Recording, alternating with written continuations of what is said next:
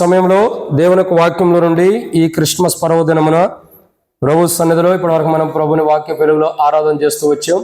సమయంలో మనం దేవుని యొక్క వాక్యాన్ని చూద్దామండి. ఈ క్రిస్మస్ ను గురించినటువంటి వర్తమానంలో కీర్తనల గ్రంథము 40వ అధ్యాయం 7వ వచనం. కీర్తనల గ్రంథము 40వ అధ్యాయము, తొందరపాటు అందరం కలిసి చదువుదాం. కీర్తనల గ్రంథం 40వ అధ్యాయం 7వ వచనం అందరం కలిసి. అప్పుడు పుస్తకపు చుట్టలో నన్ను గురించి రాయబడిన ప్రకారం నేను వచ్చి ఉన్నాను. కానీ ఇక్కడ దేవుని వాక్యాన్ని చూస్తున్నట్టయితే పుస్తకపు చుట్టలో ఆయన గురించి రాయబడిన ప్రకారం ఆయన దిగి వచ్చిన అనుభవాన్ని యేసు ప్రభు వారి గురించి చూస్తున్నాం. పుస్తకపు చుట్టూ ఆయన గురించి ఏమని రాయబడుతూ వచ్చింది? 2వ సమూయేలు గ్రంథం 23వ అధ్యాయం 2వ వచనం. 2వ సమూయేలు గ్రంథం 23వ అధ్యాయం 2-3 వచనాలు ఇప్పుడు చదవచ్చు. 2వ సమూయేలు గ్రంథం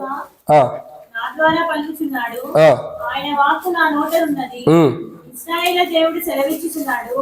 ఇశ్రాయేలుకు ఆశ్రయదుర్గమగు వాడు నా ద్వారా మాట్లాడుచున్నాడు.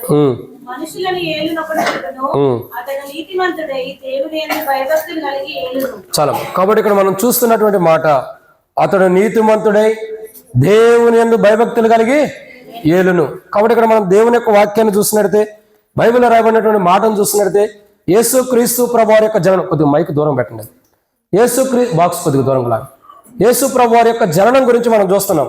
ఆయన కొద్దిగా పుస్తకపు చుట్టలో రాయబడినట్టు ఆయన ఈ లోకానికి జన్మించిన వాడుగా మన ప్రభు యేసు క్రీస్తు ప్రభు వారి తీసండి. బ్లూ బీకేసండి కొద్దిగా వెనక, కొద్దిగా మొక్కటి కానీ బ్లూ బీక్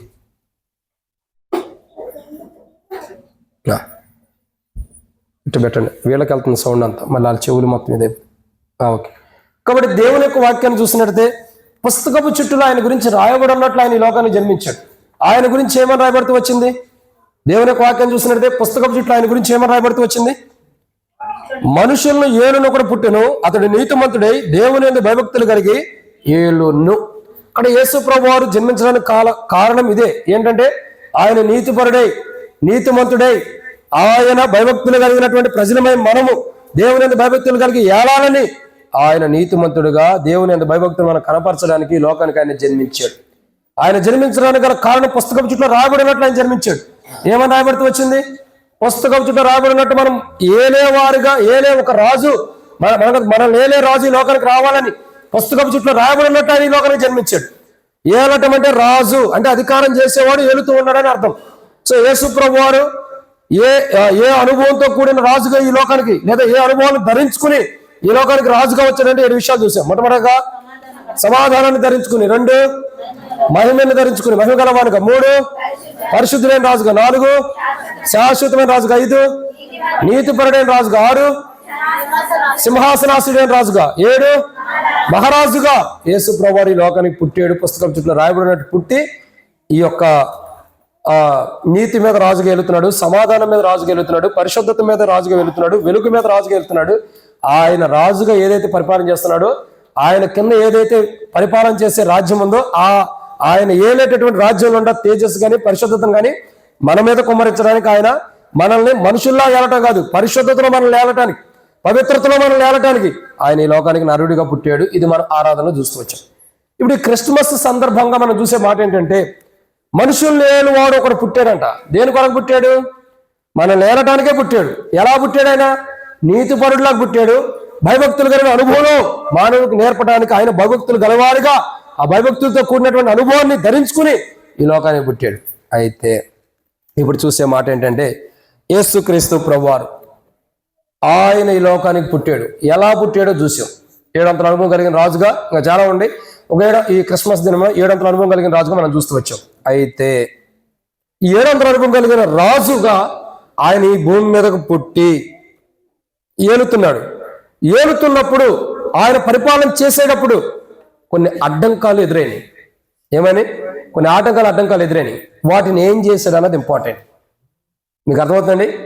ఆయన మనుషులు లేని రాజుకి లోకాన్ని జన్మించాడు. జన్మించినప్పుడు కొన్ని ఆటంకాల అభ్యంతరాలు ఆయనకు ఎదురైనాయి.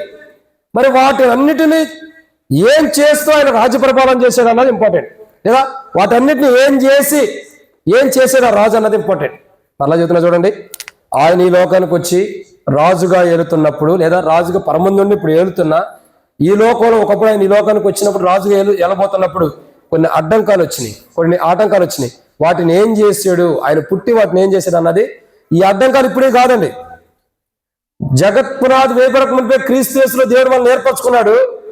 మనల్ని మన తల్లి గర్భం నుండి లోకానికి ఉద్భవింపబడిన నాటి నుండి ఈ అడ్డంకాలు అన్నది దేవుని దృష్టిలో ఉంటానే ఉన్నాయి. ఏంటి ఆటంకాలు, అడ్డంకాలు అని అంటే కొన్ని విషయాలు బైబిల్లో ఉన్నాయి. ఈ మనుషుల గురించి కాదండి, ఇది వాక్యమే. మీరు చూస్తే అవునా అనుకుంటారు. వాటిని మనం ధ్యానించడం మునుపు ప్రభువునికి చిన్న ప్రార్థన. మమ్మల్ని మిక్కులుగా ఎక్కువగా ప్రేమించిన ప్రియ పరలోకపు తండ్రి, పరిశుద్ధుడు అయిన దేవా, మీకు స్తోత్రములు. ఇచ్చిన మాటలను బట్టి, వాక్యమును బట్టి స్తోత్రాలు. ఈ సమయంలో వాక్యం ధ్యానించబోతున్న సాయం చేయండి. దాసుడు కన్ను యజమానుడి వైపు చూస్తున్నట్లు, దాసురాలు కన్ను యజమానుల వైపు చూస్తున్నట్లు మా కన్ను మీ వైపు వీక్షిస్తుండగా సహాయం గురించి మహిమ పొందండి. దయచేసి నీ ప్రజల పక్షాన నీకున్న దయచొప్పున దయచేసి జ్ఞాపకం చేసుకోండి. తండ్రి, తెరవబడిన ఆకాశం మాకు అనుగ్రహించి ఆకాశం ఇప్పి పడసాలంత విస్తారమని పరిశుద్ధాత్మను అభిషేకించండి. నాతో మాతో మీరు మాట్లాడండి. మాకు అవసరమైన మాటలు పరలోకంలో మీరు అనుగ్రహించి మహిమ పొంది శత్రు సిగ్గు మీకు మహిమ తెచ్చుకుని మాతో మాట్లాడి అక్కడ తీర్చమని, వచ్చిన ప్రజల హృదయాలు ఖాళీ వెళ్ళిపోకుండా మీరు దర్శించమని యేసు ప్రభు నామంలో విశ్వాసంతో ప్రార్థించి స్తుతించి అడిగిపెట్టుకుంటున్నాను తండ్రి, ఆమేన్. కాబట్టి దేవుని యొక్క వాక్యాన్ని చూస్తున్నట్టే బైబిల్లో ఒక మాటను చూస్తూ వస్తున్నాం. యేసు క్రీస్తు ప్రభు వారి లోకానికి రాజుగా ఏ గుణ లక్షణములు కలిగి జన్మించడం మనం చూస్తున్నాం.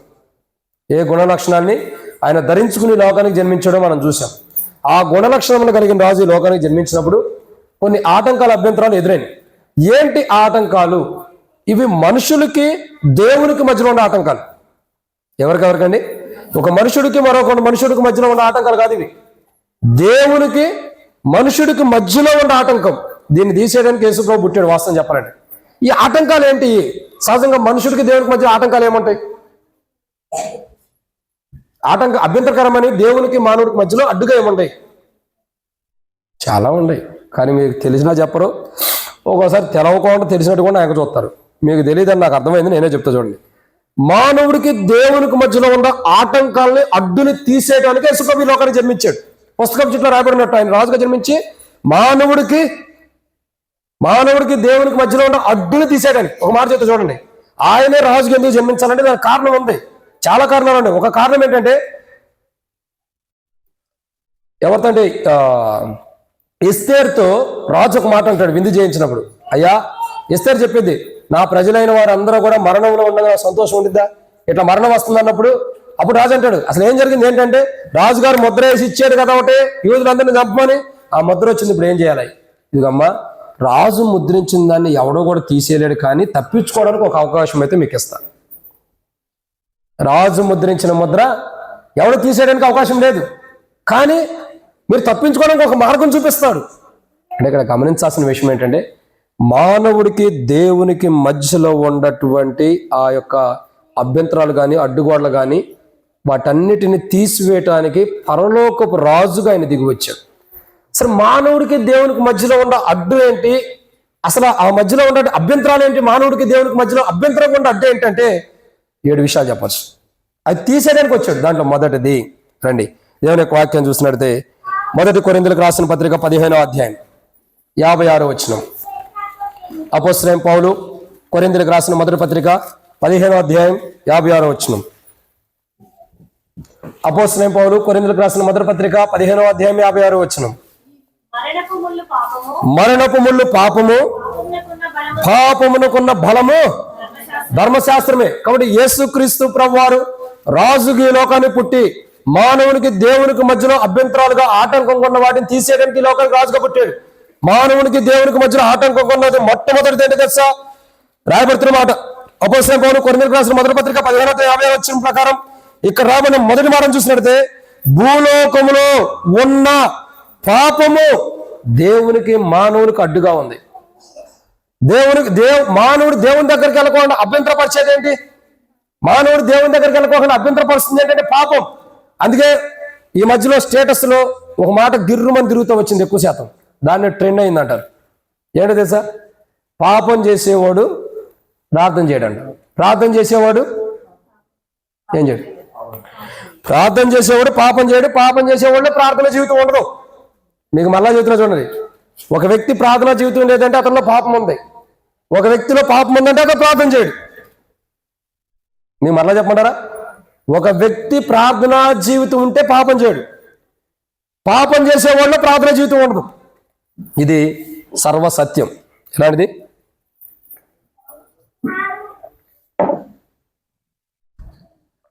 సర్వసత్యం. అయితే నేను చాలా త్వరగా ముగిస్తాయి ఈ వర్తమానం. టైం ఎంత అయింది? 2 అయిందా? ఒక 20 నిమిషాల్లో, ఒక 5 నిమిషాలు అటు ఇటు కంప్లీట్ చేసేద్దాం. కాబట్టి దేవుని వాక్యాన్ని చూసినట్టే, ఎందుకంటే కొత్త వాళ్ళు కూడా వచ్చారు, లేట్ ఆరంభించాం. 9:30, 10ంటికి ఆరంభిస్తే ఇప్పటికి మొత్తం అయిపోయింది. తప్పేవరిది?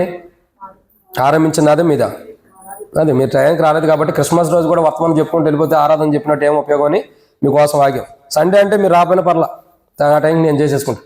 సరే, ఇక్కడ గమనించాల్సిన కోణం ఏంటంటే, యేసు ప్రభువారు రాజుగా ఈ లోకానికి జన్మించిన తర్వాత, రాజుగా జన్మించి ఈ లోకంలో మానవుడికి దేవునికి మధ్యలో ఉన్న కొన్ని అడ్డుకోవడంలో ఆయన తీసేయడానికి పుట్టాడు. అభ్యంతరంగా ఉండే దేవునికి మానవుడికి మధ్యలో, మొట్టమొదట దేవునికి మానవుడికి మధ్యలో అభ్యంతరంగా ఉన్నది ఏంటంటే పాపము. ఈ భూలోకంలో ఏముందండి? పాపం.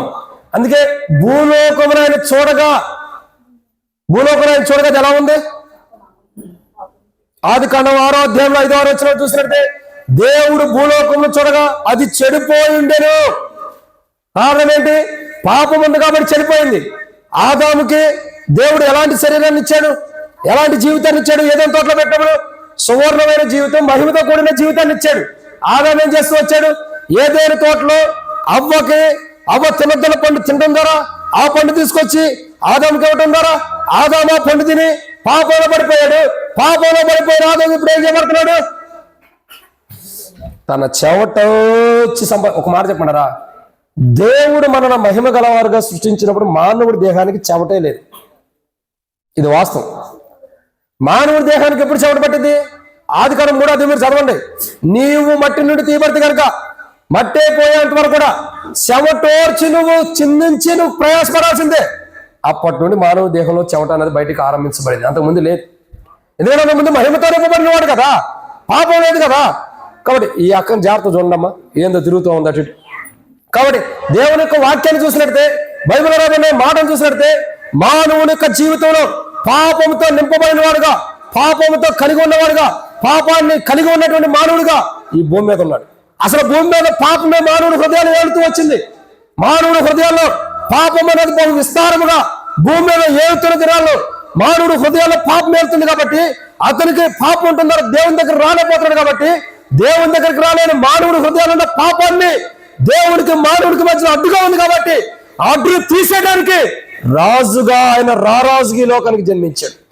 రారాజుగా ఈ లోకానికి జన్మించి మానవుడికి దేవునికి మధ్యలో ఉన్నటువంటి పాపం అనే అభ్యంతరకరమైన కట్టుకోవడం తీసేయడానికి ఈ లోకానికి ఆయన జన్మించాడు. బలమైన దేవుడిగా, బలమైన రాజుగా ఆయన జన్మించి మానవుడికి దేవునికి మధ్యలో అడ్డుగా ఉండి, మానవుడు దేవుని దగ్గరికి వెళ్ళకోకుండా, మానవుడు దేవుని దగ్గర ప్రవేశించుకోకుండా, మానవుడు దేవుల్లో కలుకోకుండా అడ్డుగా ఉండే పాపం, అభ్యంతరకుండా పాపాన్ని తీసివేయడానికి యేసు ప్రభు ఈ లోకానికి వచ్చాడు. రే సహోదరా, నువ్వు పుట్టి ఎన్ని సంవత్సరాలు నాకు తెలీదు, నువ్వు జన్మించి ఎన్ని సంవత్సరాలు నాకు తెలీదు, నువ్వు ఈ లోకంలోకి వచ్చి ఎన్ని సంవత్సరాలు నాకు తెలీదు. ఇంకెంతకాలమని దేవునికి నీకు అభ్యంతరంగా నీ హృదయంలో పాపం ఉంచుకుంటావు?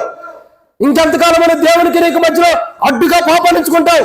ఆ అడ్డుగా ఉన్న పాపాన్ని తీసేయడానికి దేవుడే తన కుమారుని ఈ లోకానికి రాజుగా పంపించి, రాజు అయినటువంటి యేసు ప్రభు ద్వారా నీకును నాకును మన హృదయాల్లో ఉన్న అడ్డుగా ఉన్న పాపాన్ని తొలగించడానికి ఈ లోకానికి వచ్చాడు. వాడు గుర్తుపెట్టుకో, నిన్ను దేవుడు తన కుమారుడిగా అంగీకరించబోవడానికి, తన కుమార్తెగా అంగీకరించబోవడానికి మెయిన్ రీజన్ ఇదే. దేవునికి నీకు మధ్యలో అభ్యంతరాలు ఉన్నాయి. ఏంటి అభ్యంతరం అంటే పాపం. నేను నివసిస్తున్న పాపమే దేవునికి మానవుడికి మధ్యలో అభ్యంతరంగా ఉంది. అందుకే దేవుడు నిన్ను అంగీకరించలేకపోతున్నాడు. తన కుమారుడిగా, తన కుమార్తెగా నేను అంగీకరించబోవడానికి నీ కులము, నీ మతము, నీ ప్రాంతము, నీ యొక్క దేశమో కాదు. నిన్ను దేవుడు తన కుమారుడిగా, కుమార్తెగా అంగీకరించబోవడం మెయిన్ రీజన్ ఇదే. దేవుడికి నీకు మధ్యలో పాపము అభ్యంతరంగా ఉంది. అభ్యంతరంగా ఉన్న పాపాన్ని, అడ్డుకున్న పాపాన్ని తీసేయడానికి జగత్ రక్షకుడిగా, రారాజుగా యేసు ప్రభువారు ఈ లోకానికి జన్మించాడు. ఈ లోకానికి జన్మించిన వాడుకు ఉంటాడు. కాబట్టి యేసు ప్రభువారు ఈ లోకానికి జన్మించిందే మానవుడికి దేవుడికి మధ్యలో అభ్యంతరం ఉండేటువంటి ఆ యొక్క పాపం అనే దాన్ని తీసివేయడానికి సాహసమైన మానవ వల్ల కాదు. కాబట్టి ఆయనే రాజుకి లోకానికి వచ్చి పాపము ఉన్నటువంటి అభ్యంతరాన్ని రద్దుపరిచిన వాడుకు ఉంటాడు. ఇది మొదటిది. ఇక రెండవ విషయాన్ని చూద్దామండి. రెండవ విషయం, దేవుని యొక్క వాక్యం చూసినట్టే ఆయన రాజుగా వచ్చి మానవునికి దేవునికి మధ్యలో ఉన్న అభ్యంతరాలు తీసేస్తున్నాడు. మొట్టమొదటి ఏంటి అభ్యంతరం? దేవుని దగ్గరికి మనం వెళ్ళకపోవడానికి అభ్యంతరం ఏంటి? పాపం. రెండో అభ్యంతరం ఏంటి? రండి అపోస్తలుడైన పౌలు తెస్సలోనికీయులకు రాసిన క్షమించండి కొరింథీయులకు రాసిన మొదటి పత్రిక 15వ అధ్యాయం 56వ వచనం. మరణపు ముల్లు పాపము, పాపమునకున్న బలము ధర్మశాస్త్రమే. చాలు. పాపమునకున్న బలము ధర్మశాస్త్రమే. కాబట్టి ఇక్కడ మనం దేవుని యొక్క వాక్యాన్ని చూసినట్టయితే రెండవ కోణాన్ని ఇక్కడ చూస్తున్నాం. ఏంటి రెండో మాట? దేవునికి మానవునికి మధ్యలో అభ్యంతరమైనది రెండోది ఏంటి తెలుసా? మొట్టమొదటి ఏంటి? భూలోకంలో ఉన్న పాపం అది తీసివేయడానికి వచ్చాడు యేసుప్రభు, రాజుగా జన్మించాడు. రెండోది ఏంటి? ఈ రాబడిన మాట, ఈ లోకంలో ఉన్న పాపపు బలమును తీసివేయడానికి ఆయన ఈ లోకానికి జన్మించాడు. రెండోది ఏముందండి? పాపం అనే బలం ఉంది. ఒకటి భూలోకంలో పాపం ఉంది. రెండోదిగా పాపం అనే బలం దేవునికి మానవుడికి మధ్యలో అడ్డుగా ఉంది. పాపం అనే బలం ఏంటి? పాపం అంటే ఏంటి? ఆజ్ఞ అతిక్రమమే పాపం. అంటే దేవుని ఆజ్ఞల్ని అతిక్రమించినటువంటి జీవితమే దేవునికి మానవుడికి మధ్యలో అభ్యంతరం ఉంది. ఏదైతే దేవుని ఆజ్ఞలను అతిక్రమించామో, ఏదైతే దేవుడు చేద్దాన పని చేస్తున్నామో, ఏదైతే దేవుడు వద్దన పని మనం చేస్తున్నామో, ఏదైతే దేవుడు చేయకూడదన్న పని మనం చేస్తున్నామో, ఈ దేవుడు చేయొద్దన్న పని, ఈ దేవుడు వద్దన్న పని, ఈ దేవుడు కాదన్న పని ఏదైతే మనం చేసామో అది దేవునికి మనకి మధ్యలో అభ్యంతరంగా ఉంది. ఏం అభ్యంతరం ఉందండి? దేవునికి మానవునికి మధ్యలో అభ్యంతరం ఉన్నది ఏంటి తెలుసా? దేవుడు చేద్దన్న పని. ఇప్పుడు చూడండి, ఇప్పుడు నువ్వు త్రాగొద్దంటావు, నువ్వెవడో నాకు చెప్పేదంటావు. నువ్వు పాప జీవితాన్ని జీవించొద్దాం, నువ్వు నాకు చెప్పే అంత తోడు అంటావు. అయ్యా తప్పు మార్గంలో నడవద్దంటే నువ్వు మంచి మార్గంలో నడుస్తున్నావా? అయ్యా ఇది కాదు మంచి జీవితాన్ని జీవించండి, పెద్ద వచ్చాడండి గొప్పోడు మాకు చెప్పడానికి. మనం ప్రతిదానికి మన దగ్గర ఆన్సర్ ఉండేది, తప్పుడు ఆన్సర్లు. కానీ అది కాదు మనకు కావాల్సింది. ఈ రోజు మన జీవితాల్లో ఏది దేవుడు చేయొద్దన్నాడో, ఏది దేవుడు వద్దన్నాడో ఆ పని చేయడం ద్వారా బలమైన రీతిలో మనం చేయొద్దన్న పనులు చేసి, ఆ చేయొద్దన్న పనులనే చేసివే దేవుడికి మానవుడికి మధ్యలో అభ్యంతరం ఉంది. నువ్వు ఏదైతే దేవుడు చేద్దానో పనిచేసావు కాబట్టి దేవుడు నిన్ను తన కుమారుడిగా లేదా దేవుని కుమారుడు యేసు ప్రభువుని హృదయంలోకి రక్షకుడిగా రాకుండా అడ్డుగా ఉంటాను. మెయిన్ రీజన్ ఏంటంటే నువ్వు దేవుడు చేయొద్దన్న పనులు చేసావు, అవి అడ్డుగా ఉన్నాయి. అడ్డును బట్టి దేవునిలోకి నువ్వు వెళ్ళలేకపోతున్నావు, దేవుని దగ్గర నువ్వు వెళ్ళలేకపోతున్నావు. అడ్డును తీసేయడానికి, అడ్డుకుండా వాటిని తొలగించడానికి యేసు ప్రభువు మన హృదయంలోకి వచ్చి, ఈ లోకానికి రాజుగా జన్మించి మన హృదయంలోకి వచ్చి ఆయన నివసించి దేవుడు చేద్దాం పనులు ఏవైతే మనం చేసామో ఆ భయంకరమైన అడ్డుకోవడం తొలగించడం కొరకే అభ్యంతరకరమైన వాటిని తీసివేయడానికి యేసు ప్రభువు ఈ లోకానికి రాజుగా జన్మించాడు. ఇది రెండు. మూడవ విషయం చూద్దానండి. అపోస్తలుడైన పౌలు కొరింథీయులకు రాసిన మొదటి పత్రిక 15వ అధ్యాయం. అవే ఇట్లా నువ్వు వాక్యం రాసిన పోయి గ్లాసులో పేపర్లు పెడతావు ఎందుకు? అపోస్తలుడైన పౌలు తెస్సలోనిక నువ్వు రా, లోపల రా, నువ్వు పెద్దోడు అనుకున్నా, నేను పని చేస్తానికి వెళ్తున్నావు. అపోస్తలుడైన పౌలు కొరింథీయులకు రాసిన మొదటి పత్రిక 15వ అధ్యాయం 3వ మాట చూద్దాం. అపోస్తలుడైన పౌలు కొరింథీయులకు రాసిన మొదటి పత్రిక 15వ అధ్యాయం 54వ వచనం. ఈ క్షయమైనది అక్షయతను ధరించుకున్నప్పుడు, ఈ మర్త్యమైనది అమర్త్యతను ధరించుకున్నప్పుడు విజయమందు మరణము మింగివేయబడిను. చాలమ్మా. అక్కడ మూడో మాట ఏంటంటే దేవునికి మానవునికి మధ్యలో అభ్యంతరకరంగా మూడోది తీసేయడానికి యేసుప్రభు రాజుకు వచ్చాడు. ఆ మూడోది ఏంటంటే క్షయమైపోయే జీవితం. ఏంటండి? క్షయమైపోయే జీవితం. ఇక చూడండి, ఏదైతే క్షయమైపోయే జీవితం మనలో ఉందో, అంటే క్షయమైపోవడం ఏంటి? నిర్జీవమైనది, పనికిరానిది. ఎందుకు పనికిరాని జీవితం ఏదైతే మనలో ఉందో అది దేవునికి మనకి మధ్యలో అభ్యంతరం కాపుతుంది. నువ్వు దేవుని దగ్గరికి రావాలన్నా, నువ్వు ప్రార్థన చేయించుకోవాలన్నా, నువ్వు ప్రార్థన చేసుకోవాలన్నా, దేవుని మందిరం మెట్లెక్కి నువ్వు మందిరంలోకి రావాలన్నా నిన్ను ఆపుతుంది, నిన్ను అడ్డగిస్తుంది. ఏ మనుషుడో కాదు, ఎవరో కాదు. నువ్వు దేవుని మందిరం లోపలికి మెట్లెక్కి రాలేకపోవడానికి బలహీనత ఏంటంటే దేవునికి నీకు మధ్యలో అభ్యంతరంగా నీ క్షయమైపోయే జీవితం ఉంది.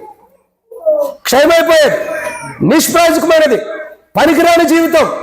ఎందుకు పనికిరానటువంటి జీవితం? అది నిష్ప్రయోజకమైనది, క్షయమైపోయేదంటే ఇది అర్థం ఏంటి? ఇగో మార్కు బ్రదరు, చిన్న మార్కుని కాసేపు బయట తీసుకెళ్ళి లోపల తీసుకురయ్యా. కాబట్టి క్షయమైపోయేదంటే అర్థం ఏంటి? క్షయమైపోయేదంటే అర్థం ఏంటి? పనికిరాంది, ఎవరికి పనికొచ్చేది కదా అని అర్థం.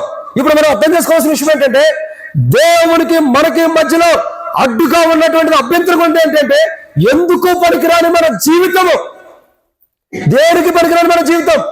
ఒకడు సర్వలోకమును సంపాదించుకుని, అదే దేవునికి మనకు మధ్యలో అడ్డుకుంది. అదే ఒకడు సర్వలోకాన్ని సంపాదించుకున్నాడు, ధనాన్ని సంపాదించుకున్నాడు, కుటుంబాన్ని సంపాదించుకున్నాడు, ఆస్తిని సంపాదించుకున్నాడు, కారు, బంగ్లా, ఇల్లు అన్ని సంపాదించుకోవచ్చు. చివరికి మన హృదయంలో క్రీస్తు లేకపోతే సర్వం శూన్యమే. ఏంటి? శూన్యమే. ఒకడు సర్వలోకం సంపాదించుకుంటే ప్రాణం పోగొట్టిన ప్రయోజనం ఏంటి? ఈరోజు మానవుడి జీవితంలో వ్యర్థమైనటువంటి పనికిరాని జీవితాన్ని ఎంత జీవించినా అది వ్యర్థమే చివరికి. ఈరోజు దేవుని వాక్యం ఉంటుంది కదా, దేవునికి మానవుడికి మధ్యలో అభ్యంతరం ఉన్నటువంటిది ఏంటంటే మూడోదిగా ఏంటి? క్షయం అనేది. అంటే పనికిరాని జీవితం మన జీవితంలో ఉంది. అది పనికొచ్చిందని మనకు పనికి వస్తుంది కానీ దేవునికి పనికి రావట్లా. మన పనికి వచ్చేది దేవునికి పనికి రాదు. ఆ పనికిరాని జీవితం దేవునికి మానవునికి మధ్య అభ్యంతరం ఉంది కాబట్టి ఆ జీవితాన్ని తొలగించడానికి యేసు ప్రభు రాజుకి లోకానికి వచ్చి అధికారం కలిగిన వాడుగా బైబిల్ రాయబడుతూ వచ్చింది. ఈయన ఎవరో అధికారం కలిగిన వాడుగా బోధిస్తున్నాడు ఏంటని బైబిల్ రాయబడుతూ వచ్చింది. ఆయన అధికారం కలిగిన వాడు. ఏంటి అధికారం? దేవునికి మనకు మధ్య ఉన్న అభ్యంతరాన్ని తొలగించడానికి అధికారం కలిగిన వాడుగా రాజుకి లోకాన్ని పెట్టాడు. దేవునికి మనకు మధ్య ఉన్న అభ్యంతరం ఏంటి? పాపం. రెండోది దేవుడు చేతన పని. మూడోది పనికిరాని జీవితం. అని కాదు, క్షయమైనది అంటే పనికిరాని జీవితం. దేవునికి మనకు మధ్య అడ్డుకుంది. ఇంకెంతకాలం అని, ఇంకెన్ని రోజులని, ఇంకెంతకాలం ఇలా జీవిస్తూ వస్తావు? పనికిరాని జీవితాన్ని ఇంకెంతకాలం జీవిస్తావు? ఈరోజు దేవుడు మాట్లాడుతున్నాడు. ఒకడు సర్వలోకం సంపాదించుకుని ప్రాణం పోగొట్టుకున్నాడు. నువ్వు ఎంత జీవితాన్ని జీవించినా దేవుని పనికొచ్చే జీవితం లేదు. ఈరోజు దేవుడు నీతో మాట్లాడుతున్నాడు. ఆ మాట ఏంటంటే, నువ్వు ఆయన పనికొచ్చేవాడుగా చేయబడాలంటే, ఆయన పనికొచ్చే పాత్రగా నువ్వు ఉండాలంటే ఆ రాజు నీ హృదయంలో ఉండాల్సిందే. ఏ రాజు అయినా? నా రాజు, ఆయనే నా రక్షకుడైన యేసు ప్రభువారు. ఆ రాజు మన హృదయాల్లో ఉంటే, ఆ రాజు మన హృదయాల్లోకి ఆహ్వానిస్తే పనికిరాని జీవితం ఇప్పుడు పనికొచ్చేదిగా మార్చబడుతుంది. ఇది అన్నమాట. 3. టైం ఎంత? టైం ఎంత? 2:08. ఇంకా 13 నిమిషాలు ఉంది. రండి, దేవుని యొక్క వాక్యాన్ని చూసినట్టే నా జీవితంలో ఎప్పుడు ఎంత స్పీడ్కి వెళ్ళా వర్తమానం. కాబట్టి బయట ఉన్న సిచ్యువేషన్ బట్టి మీకు తొందరగా ముగించాల్సి వస్తుంది. కాబట్టి 3వ ఎన్నమాట ఇది? 4కు వచ్చేసాం అప్పుడే. అమ్మో, 4వ మాట. కాబట్టి మొట్టమొదటిగా ఆ యేసుప్రభువు లోకానికి రాజుగా గుణలక్షణము ధరించుకుని లోకానికి జన్మించాడు. జన్మించిన తర్వాత ఏం చేస్తున్నాడు? దేవునికి మానవునికి మధ్యలో ఉన్నటువంటి అభ్యంతరాన్ని తొలగిస్తున్నాడు. మొట్టమొదటి అభ్యంతరము పాపము, రెండో అభ్యంతరము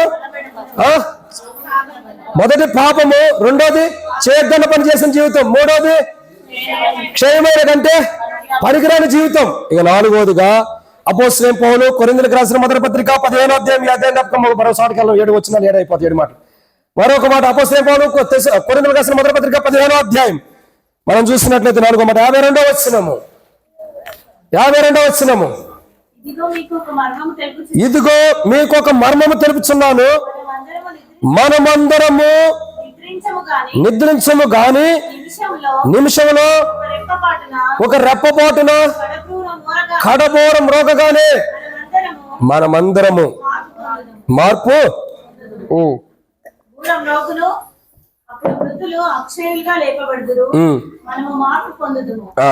చాలా. కానీ ఇక్కడ మనం చూస్తున్న మాట 4వ మాట ఏంటంటే, మనలో ఉన్న మృతమైన శరీరం, అది 53లో కూడా ఉంది, క్షయమైన ఈ శరీరము అక్షయతను ధరించుకోవలసి ఉన్నది. ఈ శరీరం దేన్ని ధరించుకోవాలా? అక్షయతని. అక్షయత అంటే ఏంటి? వాడబారనేది. కిరీటం కాదక్క. అక్షయం అంటే అక్షయ కిరీటం వేరు. అక్షయం అనేది అంటే వాడబారనేది. ఒక్క మాటలో మనకు అర్థమయ్యే రీతిలో చెప్పమంటారా? ఇప్పుడు ఇక్కడ నుండి మీకు చెట్లు కనపడుతున్నాయా? ఆ చెట్లు ఎలా ఉండి చూస్తే కాస్త మాకులాగా రోగం వచ్చిన కోడిలాగా కొన్ని ఉండే, కొన్నేమో ప్రకాశించే చెట్లులా కొన్ని ఉండే, కొన్నేమో మేకప్ వేసిన చెట్లులా కొన్ని ఉన్నాయి. ఆ బూడిదలు ఉంటుంది కదా, ఫేర్ అండ్ లవ్లీ, ఇంకేదో మేకప్ వేసే క్రీములు ఉన్నాయి, అలాంటి కొన్ని చెట్లు ఉన్నాయి. అసలు శ్రేష్టకరమైన చెట్టు ఇంకోటి ఉంది, దానికి నీరుంటే చాలు అదే ప్రకాశించేసేది ఆటోమేటిక్గా. కానీ ఇక్కడ గమనించాల్సిన కోణం ఏంటంటే, చెట్టు ఎలా ఉంటుంది? పచ్చదనంతో ఉంటుంది. కాబట్టి అక్షయమైనదంటే క్షయమైనది ఏంటి? అక్షయమైనది ఏంటి? క్షయమైనది ఏంటి? క్షయమైపోయేదేంటి? పనికిరాంది. అక్షయమైనది ఏంటి? పనికొచ్చేది. అంటే ఇక్కడ గమనించాల్సిన కోణం ఏంటి? మన శరీరం ఎలాంటిది? క్షయమైపోయే శరీరం మనలో ఉంది. ఈ శరీరం దేన్ని ధరించుకోవాలా? అక్షయతను ధరించుకోవాలా. అక్షయతను ధరించుకోవాలంటే ఏం చేయాలా? దేవునికి మనకు మధ్యలో అడ్డుగా ఉంది. ఏంటిది? క్షయమైపోయే జీవితం. ఇప్పుడు అభ్యంతరం ఉంది ఏంటంటే క్షయమైపోయే జీవితమే. ఇప్పుడు మనం క్షయత్రం ధరించుకోవాలి. ఎలా ధరించుకున్నాం? అక్షయత్రం నుండి క్షయత్రంలోకి ఎప్పుడు వెళ్తామంటే క్షయమైనది క్షయమైనది అక్షయత్రం ఎప్పుడు ధరించుకునేది అంటే ఎప్పుడు ధరించుకునేది? దానికి ఒక అవకాశం ఉంది. ప్రతి మనుషుడు తనను తాను ఉపేక్షించుకుని తన పాపాలు ఒప్పుకుని యేసు ప్రభు దగ్గరికి వచ్చి తన జీవితం మార్చమని ప్రభుని అడిగి ప్రభు రక్తం ద్వారా తన జీవితాన్ని మార్చుకున్న తర్వాత ఆ వ్యక్తి ప్రభు దగ్గరికి వచ్చి, యేసు ప్రభువా, నేను పాపాలు బట్టి చనిపోయిన వాడు కొన్నాను, ఇక జీవించేవాడు నేను కాదు, నా యందు క్రీస్తే జీవిస్తానని తీర్మానం చేసుకుని నీటి బాప్తిస్మలో ఎవరైతే సాక్ష్యం ఇస్తారో ఇది క్షయమైపోయింది అక్షయతను ధరించుకున్న అనుభవంలోకి వచ్చినట్లు వారు. ఏ అనుభవంలోకి వచ్చారండి? క్షయమైపోయేవారు అక్షయతలో ధరించుకున్నారు. అది కరెక్టే కదా? క్షయమైపోయేదాన్ని అక్షయతలోకి వచ్చారు. ఎప్పుడు? నీటి బాప్తిస్మలో సాక్ష్యం ఇస్తున్నారు. ఇప్పుడు చెప్పమంటారా, దేవునికి మనకి మధ్యలో అభ్యంతరం ఉంది ఏంటంటే మన జీవితమే. క్షయం అయిపోయే శరీరం అక్షయమైన శరీరం ధరించుకోవాలంటే మన జీవితమే. ఇప్పుడు మనం బాప్తిసం తీసుకునేటప్పుడు ఏం చేస్తాం చెప్పండి? ఇప్పుడు జనవరిలో బాప్తిసాలు ఉన్నాయి. ఎవరైనా సిద్ధపడితే సిద్ధపడండి. 13, 14, 15 తారీఖులు ప్రత్యేకమైన కూడికలు. ఎందుకంటే లాస్ట్ టైం కూడా మనం మందిరం కొరకై జనవరి 13, 14, 15 తారీఖులు మీటింగ్లు పెట్టుకున్నాం. మందిరం కావాలి ప్రభు అని వాగ్దానం తీసుకుని ప్రార్థన చేసి పెట్టాం. ఏంటి ఆ వాగ్దానము? నాకు తెలిసి మీరు అదే అంటారని. ఏంటి ఆ వాగ్దానము? మేము దేవుని వల్ల మా దేవుని వల్ల సోర కార్యములను, అది చెప్పాలి. ఈ సంఘ వాగ్దానం నేను అడిగానా? ఇది నెరవేర్చాడు దేవుడు. కానీ ఒక వాగ్దానం తీసుకుని మనం ఉపవాస ప్రార్థన చేసాం. మౌనతలు దేవుడు పరిశుద్ధులు మీ అందరి ప్రార్థన విని ఈ క్రిస్మస్ గొప్ప ధన్యతలు కొత్త మందిలో మనం జరుపుకునేటట్టు దేవుడు అనుమతించాడు. దీన్ని బట్టి దేవునికి మనం అందరం కృతజ్ఞులు. కాబట్టి ఇక్కడ గమనించాల్సిన కోణం ఏంటి? క్షయమైపోయేది వేరు, అక్షయత వేరు. నేనేమంటానంటే క్షయమైపోయే జీవితం నుండి అక్షయతలకు రావాలంటే అర్థం ఏంటి? నువ్వు నీటి బాప్తిస్మలో సాక్ష్యం ఇవ్వాలి. సాక్ష్యం ఎప్పుడు ఇస్తావు? నీకు సాక్ష్యం ఉన్నప్పుడు. నీ సాక్ష్యం లేనప్పుడు సాక్ష్యం ఏమిస్తావు? నీ జీవితంలో సాక్ష్యం లేనప్పుడు ఇతరులు, నీ ఇంటి పక్కన వాళ్ళు, నీ ఇంటి వారు, నీ చుట్టుపక్కల వాళ్ళు నీ గురించి సాక్ష్యం ఇవ్వనప్పుడు నీ బ్రతికినా ఉపయోగం ఉండదు. ఇప్పుడు నేనుండా, నా భార్య నాన్న అక్క అన్న ఎట్టంటోడు అంటే ఆయన ఒక ఎట్టంటోడు అని చెప్పింది అనుకో, నాకు సాక్ష్యం ఉండట.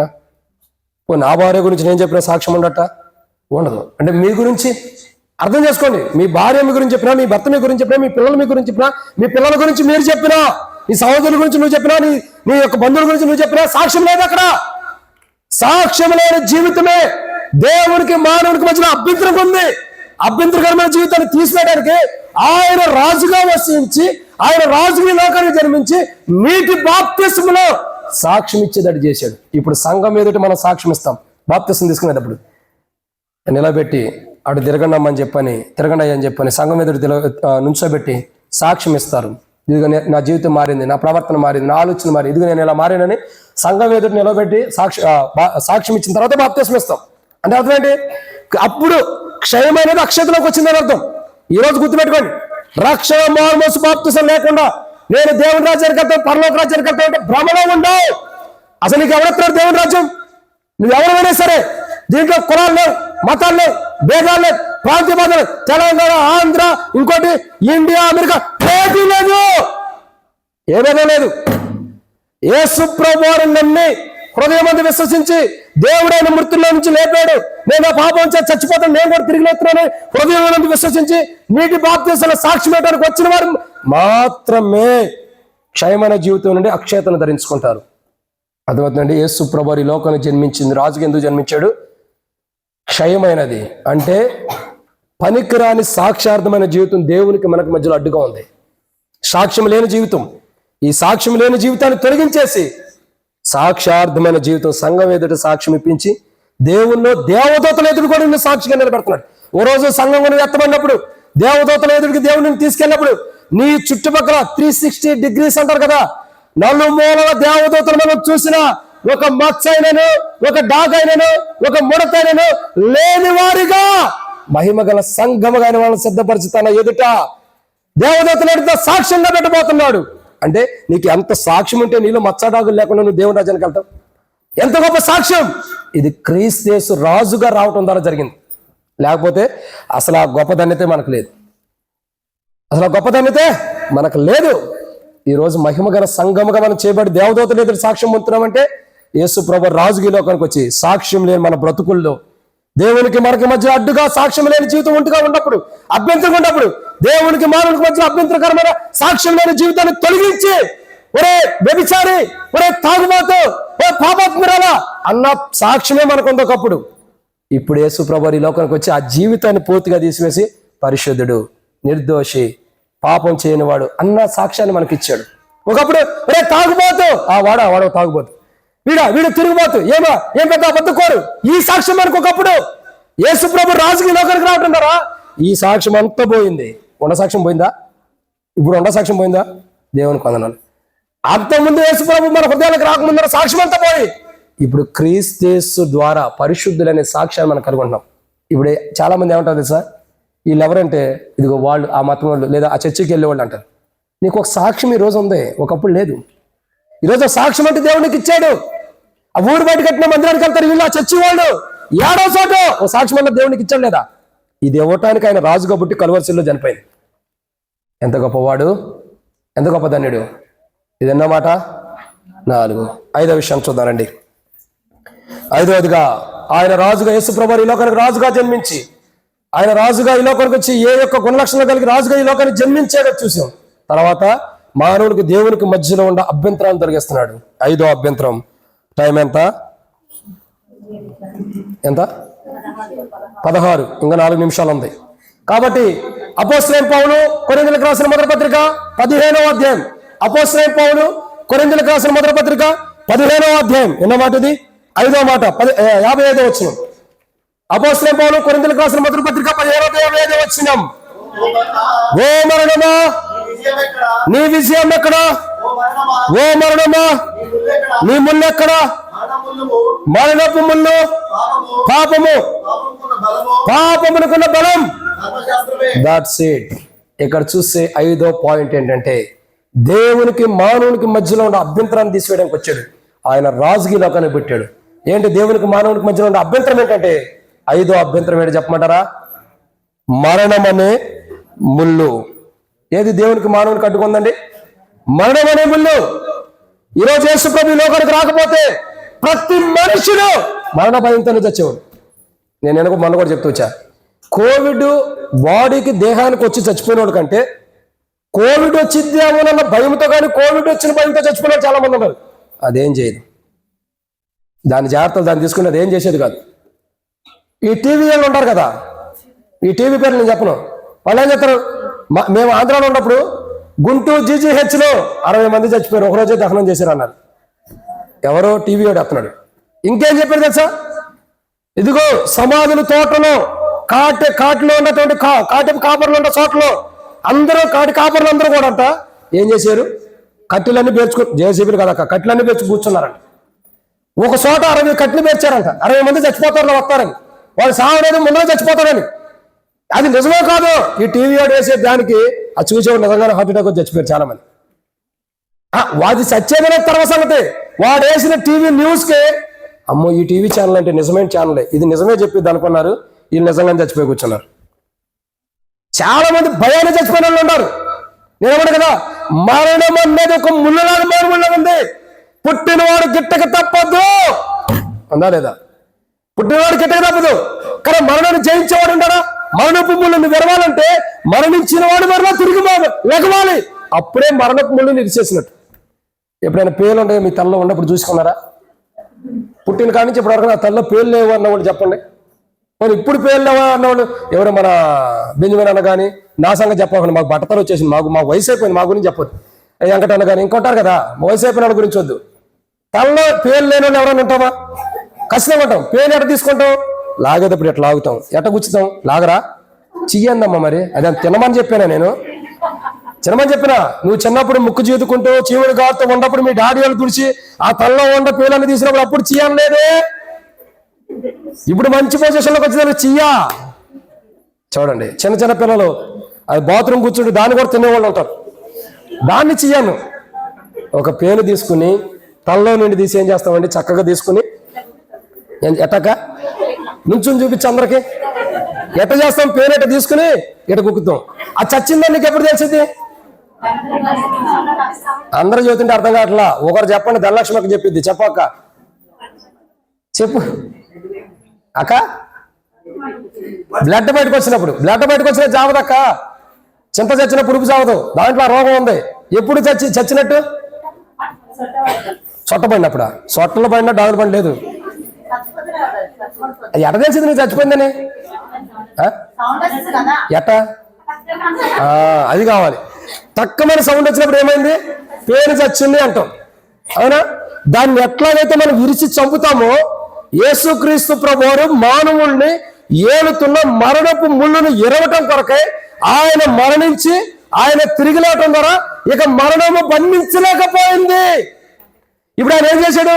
ఆ మరణమనే ముళ్ళుని ఆయన 2 చేతుల్లో ఉన్న గాయాలు తెల కుట్టేసి ఆ ముళ్ళుని ఇరిచేశాడు.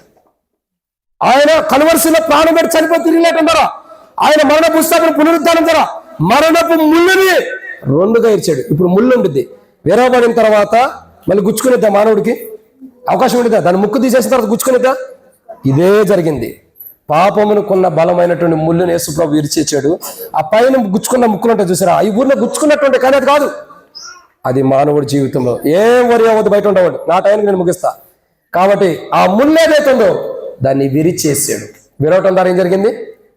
ఇప్పుడు ఆ ముళ్ళు గుచ్చుకోవటానికి ఊరిని తాకినట్టు నొప్పి వచ్చింది, కానీ అది పూర్తిగా దేహంలో గుచ్చుకోలేదు. మీకు ఇంకా చెబుతున్నా చూడండి. ఒక చిరంజీవి ఉండేది, సూది ఉండేది. సూదిని గుచ్చినప్పుడు ఫస్ట్ దానికి 2 వైపులు, అటువైపు ఇటువైపు కొద్దిగా సాన ఉండేది. కాబట్టి అదే చిరంజీవి విరిగిపోతే అది గుచ్చితే వెళ్ళిద్దా? వెళ్ళిద్ది. ఎప్పటికీ మనల్ని బాధ పెట్టేది. ప్రభు యేసు ప్రభువారు మరణపు ముళ్ళుని ఇలా విరిచేసాడు. ఈ మరణపు ముళ్ళే దేవునికి మానవుడికి మధ్యలో అడ్డుకుంది. అసలు మరణం ఎందుకు వస్తుంది? అపోస్తలుడైన పౌలు రోమీయులకు రాసిన పత్రిక 6:23 వచ్చింది. అపోస్తలుడైన పౌలు రోమీయులకు రాసిన పత్రిక 6:23 మరణం ఎందుకు వస్తుందని రాబడుతూ వచ్చింది. ఎందుకు వస్తుంది? ఏనగా పాపం వల్ల వచ్చే జీతము మరణం. మరణం ఎందుకు వస్తుంది? పాపం వల్ల. పాపం వల్ల వచ్చే మరణపు ముళ్ళని యేసుప్రభు ఏం చేశాడు? పాపం వల్ల వచ్చే మరణపు ముళ్ళని ఇరిసేసాడు. ఇప్పుడు ఆ ముళ్ళు నిరటం ద్వారా ఆయన హృదయంలోకి చేర్చుకున్న వారి హృదయాల్లో పాపం అనే ముళ్ళు విరగొట్టబడి ఉంది. మళ్ళీ అది మొలవదు. ఒకవేళ ఉండదు కూర్చుకుంటూ ఉండదు అంటే కొద్దిగా ఏదైనా వస్తా ఉండా ప్రభు బల దగ్గరికి వచ్చిన జీవితం ద్వారా మనం కడిగేస్తాడు. మరణపు ముళ్ళుని తీసివేసాడు. ఇదన్నా మాట 5. ఇక ముగిద్దామా? బయట నుండి నా సిగ్నల్స్ వచ్చేసినాయి. టైం ఎంత? 23. ఇది ముగిచ్చేద్దాం. అపోస్తలుడైన పౌలు కొరింథీయులకు రాసిన మొదటి పత్రిక 15వ అధ్యాయం 6వ మాట. అపోస్తలుడైన పౌలు కొరింథీయులకు రాసిన మొదటి పత్రిక 15వ అధ్యాయం మనం చూసినట్టయితే 55వ వచనం. ఓ మరణమా నీ విజయం ఎక్కడ?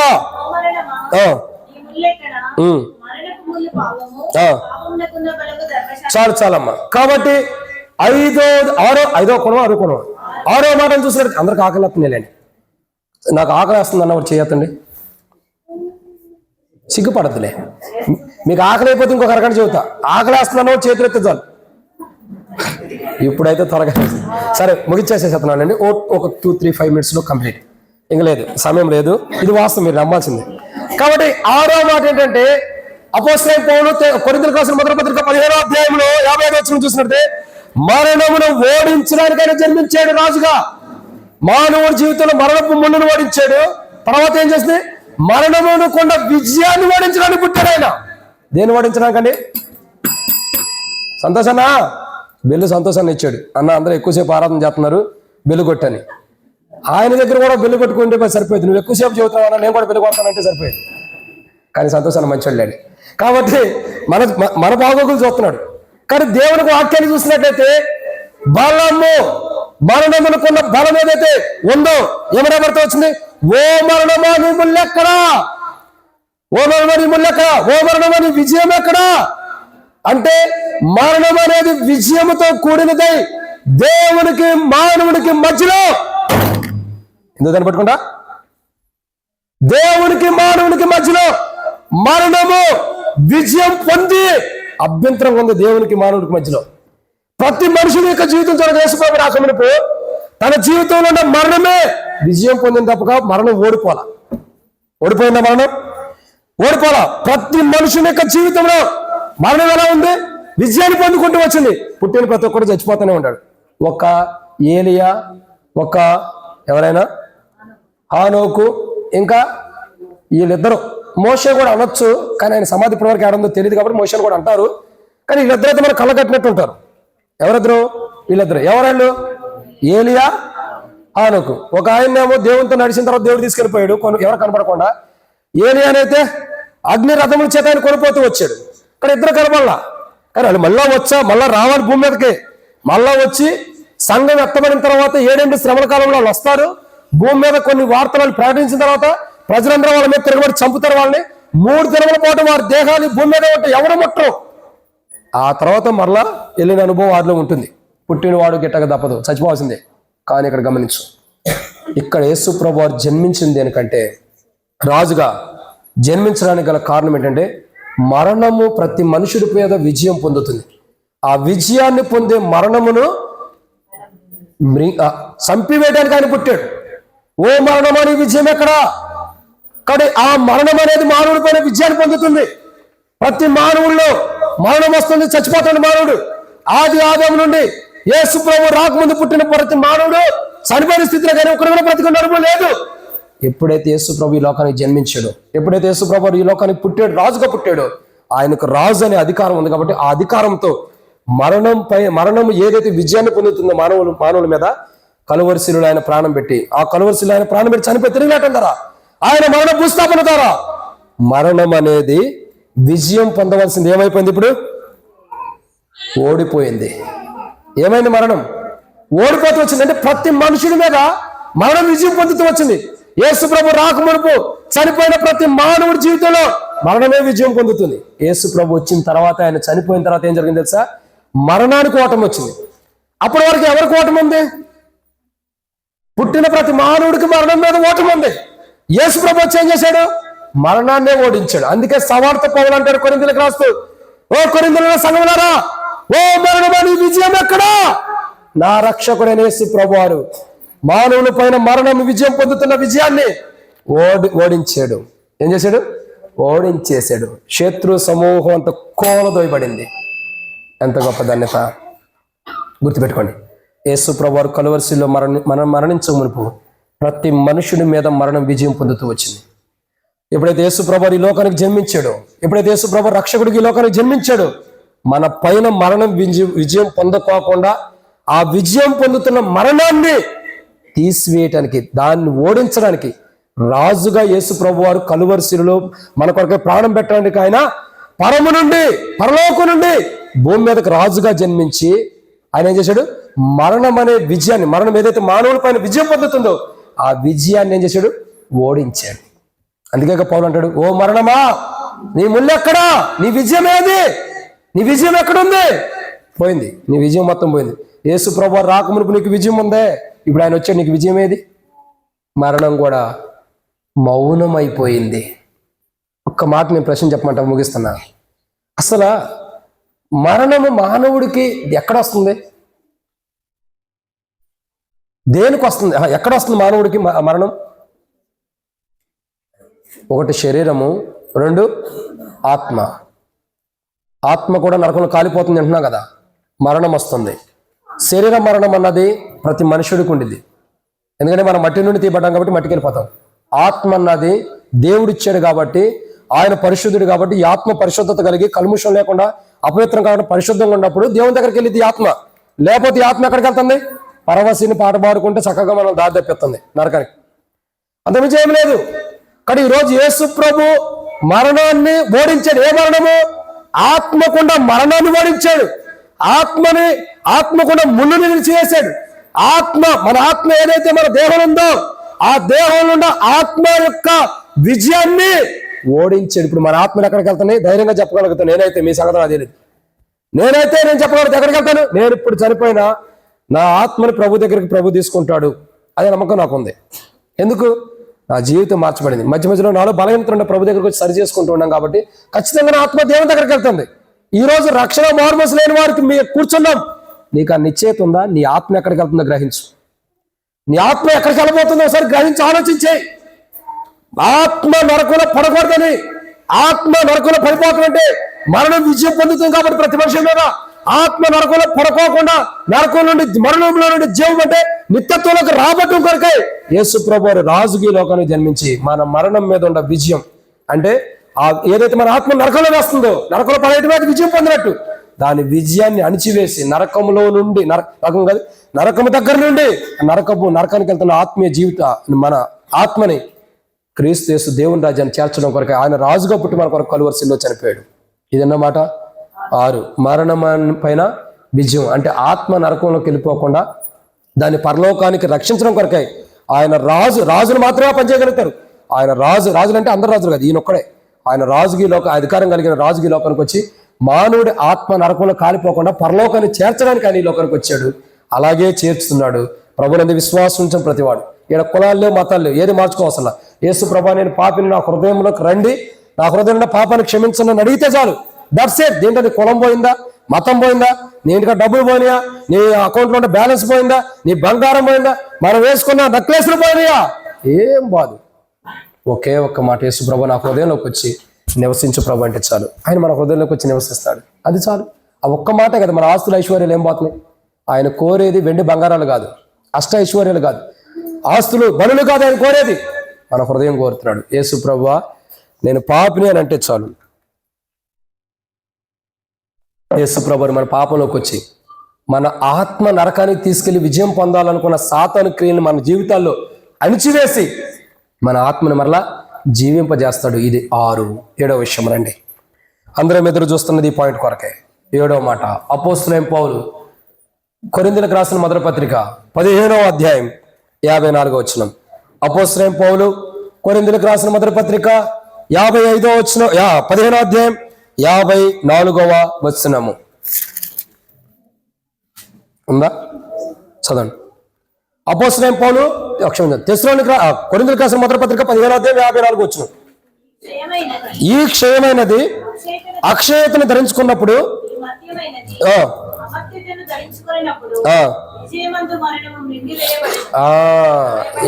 ఏమని రాయబడుతూ వచ్చిందండి? విజయమందు మరణము.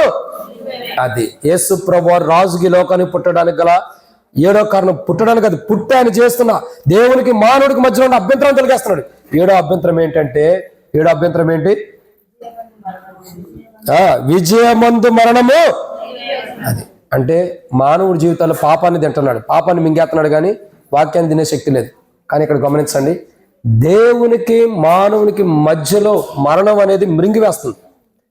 ఇప్పుడు యేసు ప్రభువు ఈ లోకానికి ఎందుకు పుట్టాడంటే మరణపు ముళ్ళును మృంగివేయటానికి లోకానికి పుట్టాడు. అక్కడ రాయబడిన మాట ఏంటండి? విజయమందు మరణము మృంగివేయబడెను. మరణపు మింగేయటం కాదు, విరిచాడు యేసు ప్రభు. ఇప్పుడు ఏం జరుగుతుంది? మరణాన్ని మింగేశాడు. మరణం లేదేక ఆ మరణం ఆయనే పొందేశాడు.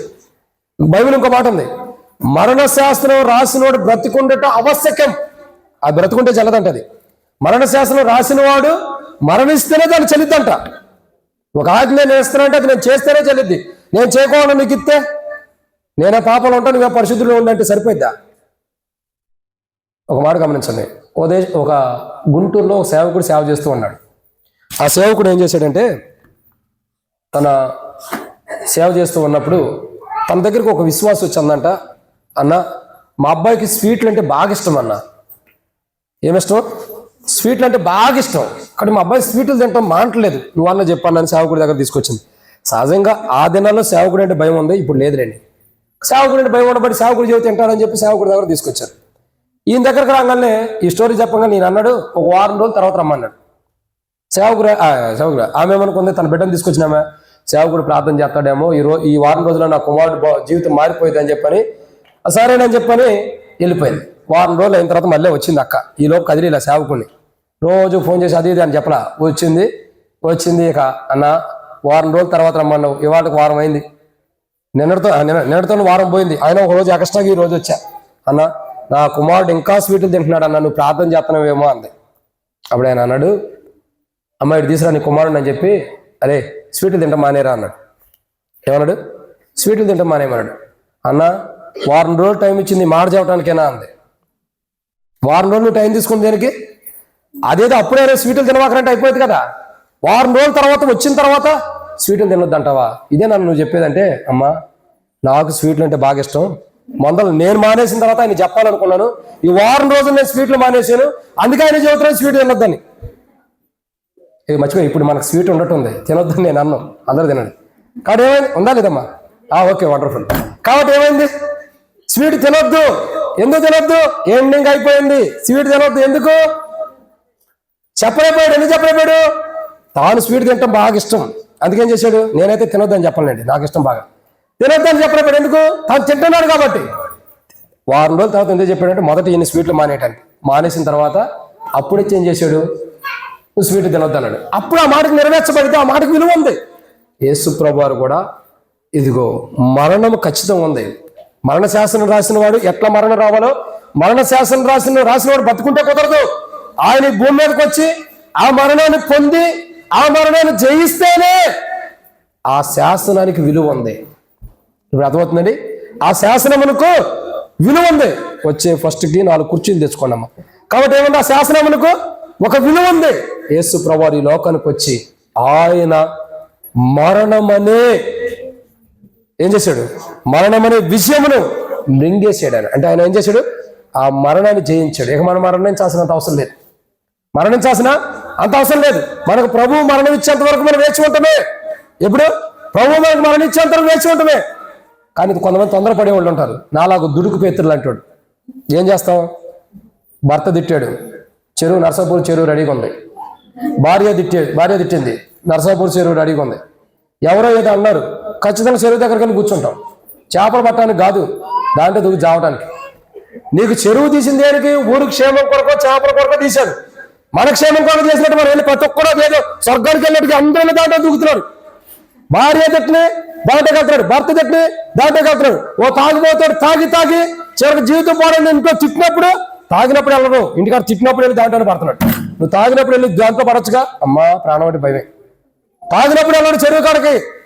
తాగి చస్తావని తిట్టినప్పుడు అప్పుడు చెరువు చూసుకుంటావు. ఎందుకు ఈ బ్రతుకు?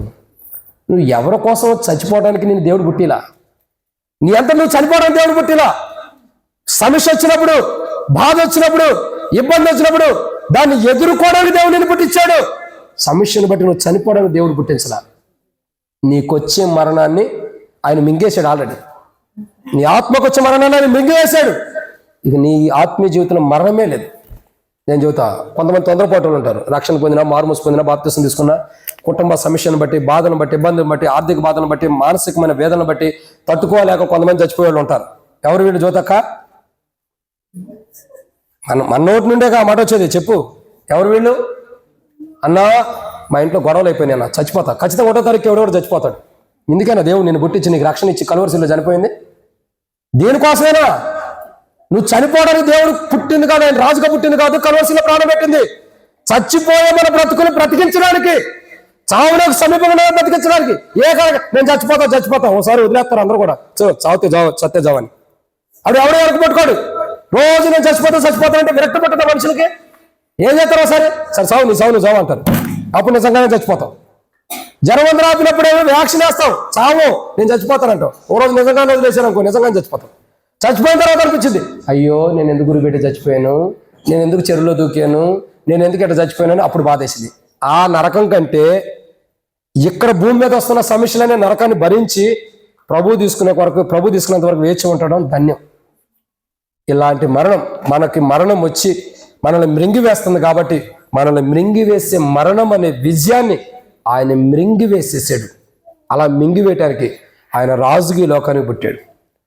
పుస్తకపు చుట్టూ రాయబడి ఉన్నట్టు ఆయన ప్రజలు లేని రాజుగా, అంటే ప్రజలు లేనివాడు కంటే ఒక రాజుగా ఆయన లోకానికి పుట్టి, పుస్తకపు చుట్టూ రాయబడినట్టు ఆయన రాజుకి లోకానికి పుట్టి ఏం చేశాడు?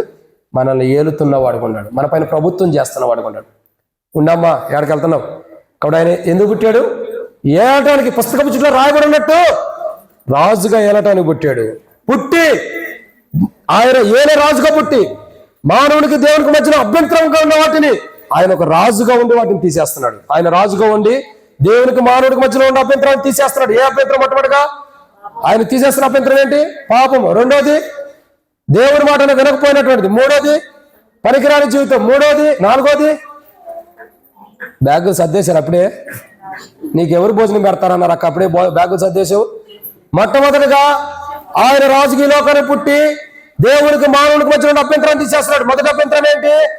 పాపము. రెండో అభ్యంతరం ఏంటి? దేవుని మాట వినకపోవటం. మూడో అభ్యంతరం ఏంటి? పనికిరాని జీవితం క్షయమైనది. 4వ అభ్యంతరం పూర్ణిమక్క చెప్పింది. చెప్పక్క 4వ అభ్యంతరం ఏంటి? అందుకే బుక్ పెట్టుకుని రాసుకోవాలి. ఎప్పుడు ఏమడుగుతాను తెలియదు కదా, ఇక నుండి బుక్ పెట్టి రాసుకోండి. శ్యామని అడిగి ఒక బుక్ తీసుకుని దానికి వెల్డింగ్ చేపించుకుని పెట్టుకో పోకుండా. 4వ అభ్యంతరం ఏంటి? క్షయమైపోయే జీవితం అంటే సాక్ష్యం లేని జీవితం. 5వ అభ్యంతరం ఏంటి? మరణం అనే ముళ్ళు. అది మానవుడికి దేవుని మధ్యలో అభ్యంతరం ఉంది. 6వ అభ్యంతరం ఏంటి? మరణం పైన విజయం. 7వ అభ్యంతరం ఏంటి? అయిపోయింది. మరణం అనే విజయాన్ని మింగివేశాడు. కానీ ఇవన్నీ అభ్యంతరాలు కూడా దేవుని దృష్టిలో. మానవుడికి దేవుని మధ్యలో అభ్యంతరం ఉండి దేవుని దగ్గరికి మానవుడు వెళ్ళకోకుండా, దేవుని దగ్గరికి మానవుడు రాకుండా, ఇవి మానవుడి హృదయాల్లో అభ్యంతరం ఉండి దేవునికి మానవుడికి మధ్యలో ఈ అభ్యంతరాలన్నిటిని తీసివేయడానికి దేవుడు మానవుని అంగీకరించకపోవడానికి అభ్యంతరం ఉంది. ఇప్పుడు నేను సపోజ్ ఉండా నుంచో, ప్రవీణ్ నుంచో, బైబిల్ పట్టుకోలే, ఎప్పుడు బైబిల్ కింద పెట్టదు. ఈ అబ్బాయి మంచోడు అని నేను అంగీకరించాలంటే ఏం చేయాలా? ఆయనకి నాకు మధ్యలో అడ్డుగా ఉండే కొన్ని, అది పోతే అతను మంచోడు అని అంగీకరిస్తా. దేవుడు ఒక వ్యక్తిని ఇతను మంచోడు, ఇతను పరిశుద్ధుడు అని అంగీకరించాలంటే దేవునికి మనుషుల మధ్యలో కొన్ని అభ్యంతరాలు ఉన్నాయి. కూర్చో, నన్నే లేపడని బాధపడవాక. కొన్ని అభ్యంతరాలు ఉన్నాయి, ఇది పోవాలి. ఇప్పుడు అతనికి నాకు మధ్యలో అభ్యంతరం ఉంది అతను మంచోడని చెప్పడానికి, దేవుడు కూడా మనం మంచోడని చెప్పడానికి దేవునికి మనకు మధ్యలో అభ్యంతరాలు ఇవి ఉన్నాయి. వీటిని తీసివేసి ఈ అభ్యంతరాలను తొలగించి ఆయన కలువరిశిల్లో ప్రాణం పెట్టి చనిపోయి రిలేటం ద్వారా ఈ అభ్యంతరాలను తీసివేసి పుస్తకం చుట్టూ రాయబడి ఉన్నట్టు ఆయన ఈ లోకానికి వచ్చి ఈ అభ్యంతరాలను తీసివేసి రాజుకి ఈ లోకాన్ని జన్మించి ఈ అభ్యంతరాలన్నీ కూడా ఆయన కలువరిశిల ద్వారా భూస్థాపన చేసి ఇప్పుడు మనుషుని ఏం చేస్తున్నాడు? అపోస్తలుడైన పౌలు రోమీయులకు రాసిన పత్రిక 5 మొదట్లో రాబడుతూ వచ్చింది. ఇప్పుడు మనం దేవునితో సమాధానం కలిగి ఉంటున్నాం యేసు ప్రభు ద్వారా. ఇప్పుడు నీకు అర్థమైందండి? నీకు దేవునికి మధ్యలో అభ్యంతరం అనే జీవితం, నీ జీవితంలో ఏదో ఉంటాయి, సాక్ష్యం లేకపోవడం ఏదో ఉంటాయి. దాన్ని ఏం చేశాడు యేసు ప్రభు వారు? కలువరిశిల ద్వారా తీసివేసి ఇప్పుడు నిన్ను దేవునితో సమాధాన పరిచాడు. ఇప్పుడు నువ్వేమన్నావు? ఇప్పుడు దేవునికి నువ్వు అభ్యంతరంగా ఉంటావా, ఇష్టడుగా ఉంటావా? అతడు నాకు ఇష్టడే కనుక నేను అతను తప్పించేయను. ఇప్పుడు నువ్వు దేవునికి ఇష్టడే ఉండవు. ఎప్పుడు దేవునికి నీకు మధ్యలో అభ్యంతరం ఉండే వాటిని యేసు ప్రభు కలువరి శిలువ దగ్గరకు వచ్చి, ప్రభా నీకును నాకును మధ్యలో అభ్యంతరంగా చాలా ఉంది. నా పాపం జీవితం, నా రహస్యమైన జీవితం, నా అంధకార జీవితం, నా లోకం, నేను జీవించే జీవితం, నేను లోకంలో జీవిస్తున్నా ఏమైనా ఉండే అవన్నీ నీకు నాకు అభ్యంతరంగా ఉండే. వాటన్నిటిని తొలగించడానికి నువ్వు ఈ లోకానికి పుట్టావు. నాలో నీకున్న అభ్యంతరాలు తొలగించు ప్రభు అని మనం ప్రార్థన చేస్తే ప్రభు తొలగించేవాడు ఉంటాడు. ప్రార్థన దయచేసి ఎవరు అటు ఇటు చూడొద్దు. 2-3 నిమిషాలు కంప్లీట్ ప్రార్థన. ఎవరు కూడా లేచి వెళ్ళిపోవద్దు. అందరికీ శ్రేష్టకరమైన భోజనం ప్రేమ విందు సిద్ధపరచబడి ఎవరు వెళ్ళొద్దు.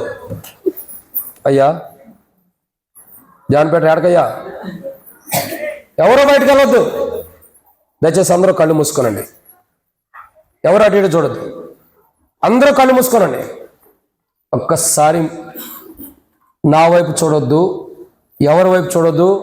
నేను మాడిపోయిన మొహం వాడిని, అదే జీవితమే, అదే మనిషినే, నేనేం మారలా. నా వైపు చూడొద్దు. కొత్త తెల్లబట్టలు వేసుకున్నాను తప్ప ఏం లేదు నా జీవితంలో, అదే ఉన్నాను. కానీ నా వైపు చూడొద్దు. దేవుని వైపు కళ్ళు మూసుకుని దేవుని వైపు హృదయాన్ని ఎత్తించు. ప్రభు నీతో మాట్లాడతాడు. నువ్వు చేయాల్సింది ఏంటంటే, యేసు ప్రభువా నేను పాపిని, నాకును దేవునికి మధ్యలో అభ్యంతరాలు ఉన్నాయి, చాలా ఆటంకంగా ఉంటూ వస్తున్నాయి. అది నా పాపం, నా మాటలు, నా తలంపులు, నా క్రియలు, నా ఆలోచనలు, నా ఉద్దేశాలు. నీకును తండ్రి నాకును మధ్యలో అభ్యంతరాలు ఉండే ప్రభువా,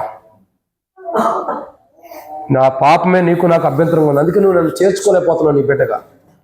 నా బిడ్డ అని నువ్వు పలకలేకపోవడానికి కారణం నాలో నీలో మధ్యలో నాకు నీకు మధ్యలో అభ్యంతరంగా పాపం ఉంది. నా పాపం ప్రభా, ఈ పాపాన్ని తీసివే. ఈ మోసపు జీవితం, ఈ లోకాన్ని తీసే. పాపం అంటే ఏంటంటే ప్రభా, నీ మాట వినకపోవటమే పాపం. నువ్వు చేయొద్దన్న పని చేయటమే పాపం. ఆ జీవితం నాలో ఉంది. ఆ జీవితం నుండి నాకు విడుదల.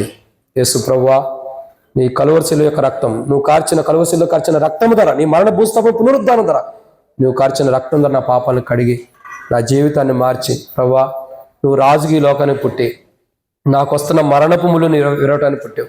నా పైన విజయాన్ని పొందుతున్న మరణాన్ని తీసివేయడానికి, ఓడించడానికి పుట్టావు. యేసు ప్రభువా, నా హృదయంలోకి రా. హృదయంలోకి వచ్చి పాపం అనే మరణపు ముళ్ళుని విరిచేసి నాలో ఉన్న ప్రతి పాపాన్ని తీసి నీ బిడ్డగా చేసుకో.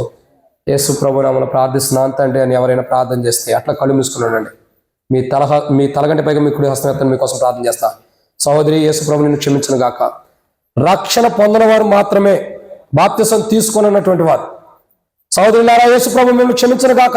గత రాత్రి ఎలీషా గృహంలో చేయెత్తిన వారు మరలా సరి చేసుకోండి అంతే. యేసు ప్రభు, నేను పాపిని, నా పాపాలు క్షమించి ఇక్కడ రండి, నా జీవితాన్ని మార్చండి. నేను పాపిని ప్రభు, నువ్వు నా కొరకే రాజకీయ లోకాన్ని జన్మించావు, నాలో ఉన్న ప్రతి పాపను తీసివేయడానికి రాజకీయ లోకాన్ని జన్మించావు. యేసు ప్రభు, నా హృదయంలో ఉన్న పాపం అనే దాన్ని తీసివేసి, మరణం అనే దాన్ని తీసివేసి నా హృదయంలో రాజుగా ఉండే ప్రభు అంటే మీ తలకండ పైగా మీ చేయొత్తుంచుని మీకోసం ప్రార్థన చేస్తా. సహోదరులారా, యేసు ప్రభు వారు మీ పాపాలు క్షమించును గాక. సహోదరులారా, యేసు ప్రభు మీ పాపాలు క్షమించును గాక. యేసు ప్రభు, నేను పాపిని. అమ్మ చేయొత్తు, రూతక్క నీ వెనకాల ఉన్న సిస్టర్ ఎవరు చూడు, తీసుకోను. కానీ యేసు ప్రభు, నేను పాపిని, నా పాపాలు క్షమించండి, నా హృదయంలోకి రాజుగా రా ప్రభా. నువ్వు రాజకీయంలో పుట్టింది నా హృదయాన్ని మార్చడానికి. నీకును ప్రభా దేవునికి నాకు మధ్యలో అడ్డుగా ఉండ, అభ్యంతరంగా ఉండ, నా జీవితాన్ని మార్చి దేవునికి ఇష్టడుగా చేయడానికి నువ్వు ఏలోకనే పుట్టావు. యేసు ప్రభా, నా పాపాలు క్షమించి నా జీవితాన్ని మార్చు. ఇంకెవరైనా అడుగుతుంటే మీ కుడి హస్తం తన మనుషుల వైపు చూడదు. దేవుడు నీ హృదయాన్ని చూస్తున్నాడు, నీ పాపాలు క్షమిస్తాడు. ఇది నీ కులం మతం మార్చుకోవడానికి కాదు, నీ హృదయం మార్చుకోవడానికి, హృదయంలో ఉన్న పాపం మార్చుకోవడానికి. పరిశుద్ధత కొరకైన తీర్మానం ఇది. నీ పాపాలు ప్రభు క్షమించడం కొరకైన తీర్మానం. ఇంకెవరైనా ఉన్నారా? యేసు ప్రభా, నేను పాపిని, నువ్వు హృదయం ఒప్పుకుంటే నీ కుడి హస్తాన్ని తలగానే పైకెత్తించు, నీకోసం ప్రార్థన చేస్తా. ఇంకెవరైనా ఉన్నారా? సోదరుడా, సమయం దేవుడు నీకు ఇస్తున్నాడు నీ జీవితం మార్చడానికి, నీ ప్రవర్తన మార్చడానికి. ఇంకెంతకాలం అని పాపంలో ఉంటావు? ఈరోజు క్రిస్మస్ అన్నది నీ హృదయంలో జరగాలి. అదే యేసు పుట్టుక. ఆయన పుట్టిందే నీ హృదయంలో ఉన్న పాపాన్ని తీసేయడానికి. ఆయన నీ ఆస్తిని నీ డబ్బుని చూస్తున్నా, నీ అన్నసంతానంగా దానికి కావాల్సింది నీ హృదయం. యేసు ప్రభువా, నేను పాపిని, నన్ను క్షమించి నా హృదయంలోకి రాజుగా రా ప్రభు అంటే చాలు, ఆయన వస్తాడు. ఇంకెవరైనా ఉన్నారా? సహోదరుడా, యేసు ప్రభు నిన్ను కూడా క్షమించి నీ పాప జీవితాన్ని క్షమించి ఇప్పటి నుండి నువ్వు పరిశుద్ధమైన జీవితాన్ని కలిగి ఉన్నట్టు ప్రభు సాధించను కాక. ఇంకెవరైనా ఉన్నారా? అటు ఇటు చూడొద్దు. ఇంకెవరైనా? ప్రియ సహోదరుడా, దేవునికి తరుణం ఇస్తున్నప్పుడే పోగొట్టుకోవద్దు. ఇంకెవరైనా ఉన్నారా? ఇంకెంతకాలం పాపంలో జీవిస్తావు? ఇంకెంతకాలం అదే పాపంలో కుమిలిపోతూ ఉంటావు? ఈ రోజుకైనా పాపం నుండి విడుదల పొందు. ఈ రోజుకైనా పాపం నుండి బయటికి రా. ఈ క్రిస్మస్ పర్వదినంలో నీ హృదయంలో కొత్త నూతన సంవత్సరంగా ప్రభు నూతనంగా ఉద్భవింపబడాలి. సోదరుడు యేసు ప్రభు నిన్ను కూడా క్షమించను గాక. ఇంకెవరైనా ఉన్నారా? ఇంకా ఎవరైనా ఉన్నారా? చివరిగా ముగిస్తున్న, ప్రభు నీ కొరకై వేచి ఉన్నాడు నీ పాపాలు క్షమించడానికి. నువ్వు చేసే ప్రతి తప్పు దేవుడు తెలుసు. నువ్వు చేసే ప్రతి, అక్కడ చూడన్నా కటాక్షం ముంగట చేయొత్తుంది ఎవరో సిస్టర్ ఇక్కడ ఇచ్చారా? ఓకే, తీసుకున్నవారు ఛేదించండి. యేసు ప్రభు ఈ లోకాన్ని పుట్టిందే నీలో నాలో పాపం తీసేదే. నీ రహస్యమైన జీవితం ఏంటో ప్రభు తెలుసు. నువ్వు ఎలా జీవిస్తున్నావో ప్రభు తెలుసు. నువ్వేం చేస్తున్నావో ప్రభు తెలుసు. ఏం మాట్లాడుతున్నావో కూడా ప్రభు తెలుసు. నువ్వు ఎవరికి తెలియకోకుండా పాపాలు కూడా ప్రభు తెలుసు. నువ్వు దాచాలన్నా ఓ రోజు ప్రభు బయట పెడతాడు, నష్టపోతావు. ఆ నష్టం రాకూడదంటే ఈరోజు ఆ పాపాలు ఒప్పుకో. నువ్వెన్ని చేస్తున్నావు దేవుడు తెలుసు, ఎన్ని తప్పులు ఎన్ని పాపాలు చేస్తున్నావు దేవుడు తెలుసు. నాకు ఎవరికి తెలియకపోవచ్చు, దేవుడికి మాత్రమే తెలుసు. ప్రభు నా పాపాలు క్షమించు అని అడిగితే చాలు. సోదరుడు యేసు ప్రభు నిన్ను కూడా క్షమించను కాక. ఇంకెవరైనా ఉన్నారా? ఇంకా ఎవరైనా? నీ పాపాలు నీకంటే ఎక్కువగా నీ దేవునికి ఎక్కువ తెలుసు, నిన్ను సృష్టించిన వాడికి. ఇంకెవరైనా ఉన్నారా?